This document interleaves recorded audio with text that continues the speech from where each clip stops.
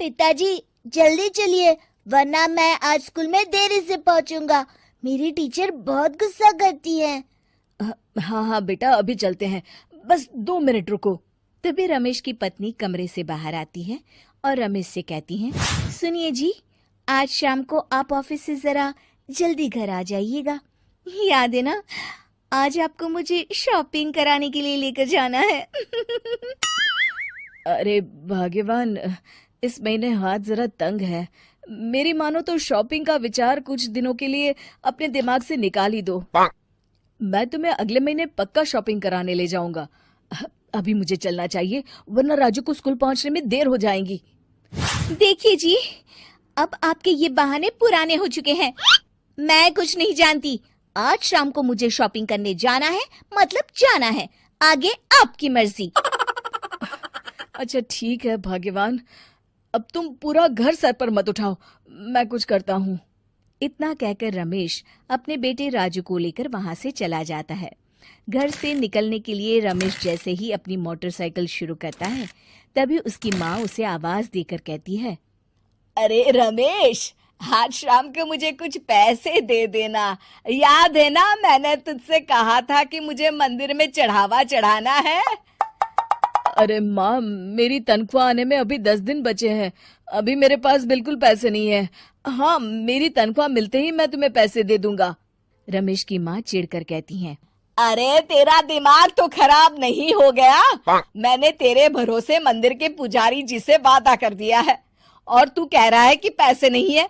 अब मैं पुजारी जी को क्या जवाब दूंगी? तुझे तो मेरी इज्जत की भी कुछ परवाह नहीं है। अच्छा ठीक है माँ, अब तुम गुस्सा मत करो, मैं शाम तक कुछ इंतजाम करता हूँ। इतना कहकर रमेश वहां से चला जाता है। फिर दोपहर को जब रमेश अपने दफ्तर में बैठा होता है, तब उसे अपनी पत्नी और माँ की बातें याद आती हैं। रमेश अपने दफ्तर के एक साथी मोहन से कुछ रुपए उधार मांगता है। अरे भाई मोहन, मेरा एक छोटा सा काम कर दो, मुझे कुछ रुपयों की सख्त जरूरत है। मुझे कुछ दिनों के लिए क्या तुम रुपए उधार दे सकते हो? अरे रमेश भाई, मैं तुम्हें पैसे उधार तो दे सकता हूँ, लेकिन मुझे वक्त पर पैसे लौटा देना। वैसे भी मेरा मानना है कि दोस्ती यारी में कभी पैसों का व्यवहार नहीं करना चाहिए। ये कहावत तो तुमने सुनी ही होगी कि उधार प्रेम की कैंची है। मैं नहीं चाहता कि पैसों को लेकर हमारा रिश्ता खराब हो। अरे मोहन, तुम बिल्कुल चिंता मत करो, मैं तुम्हारे पैसे वक्त पर लौटा दूंगा। फिर मोहन रमेश को पैसे दे देता है। शाम को घर आकर रमेश कुछ पैसे अपनी माँ को देता है और साथ ही अपनी पत्नी को भी शॉपिंग कराने बाजार लेकर जाता है। रमेश की पत्नी और उसकी माँ का स्वभाव जरूरत से ज्यादा खर्चीला होने के कारण दोनों हमेशा बेवजह पैसे खर्च करती हैं। फिर एक दिन, सुनिए जी, अगले हफ्ते हमने छुट्टियों में कहीं बाहर जाने का प्लान बनाया था। आपने पैसों का इंतजाम कर लिया ना? अरे अभी कहाँ, अभी तो मेरे पास बिल्कुल पैसे नहीं है। हम कभी और चले जाएंगे। देखिए जी, मैंने सभी सहेलियों से कह दिया है कि मैं बाहर घूमने जा रही हूँ। अगर मैं नहीं गई तो सब मुझ पर हंसेंगी। आप कहीं से भी पैसों का इंतजाम कीजिए जी। इतना कहकर रमेश की पत्नी वहां से चली जाती है। वहीं दूसरी तरफ रमेश की माँ भी तीर्थ यात्रा जाने की जिद करती है और रमेश से पैसे मांगती है। फिर अगले दिन रमेश एक सेठ से पैसे उधार लेकर अपनी पत्नी और बेटे को घुमाने ले जाता है और अपनी माँ को भी तीर्थ यात्रा पर भेज देता है। लेकिन जैसे ही रमेश अपनी छुट्टियां बिताकर वापस आता है, कर्जदार उसका जीना मुश्किल कर देते हैं। इतना ज्यादा कर्ज एक साथ अपने ऊपर देख रमेश काफी परेशान रहने लगता है।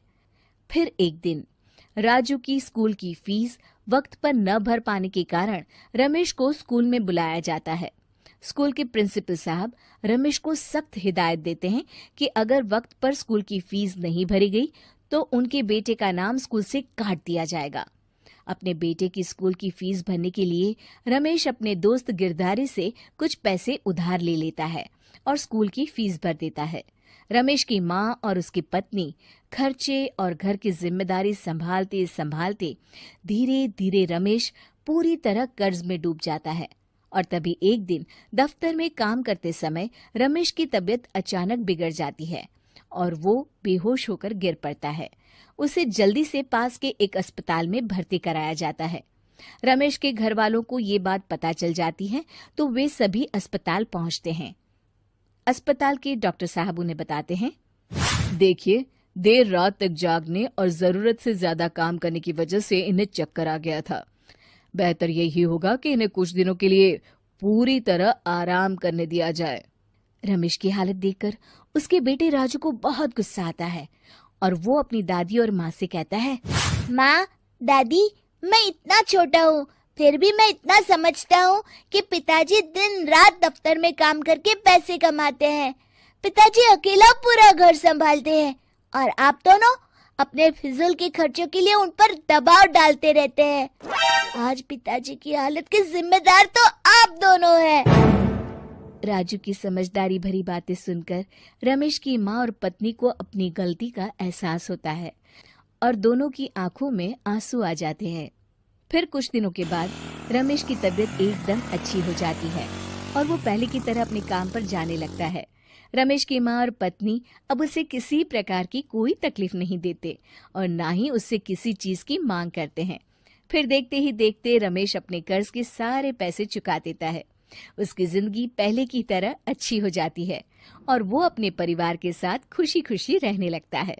शिक्षा, हमारे रिश्ते एक तराजू की तरह होते हैं जिसकी दोनों ओर जिम्मेदारी और समझदारी का वजन बराबर होना चाहिए।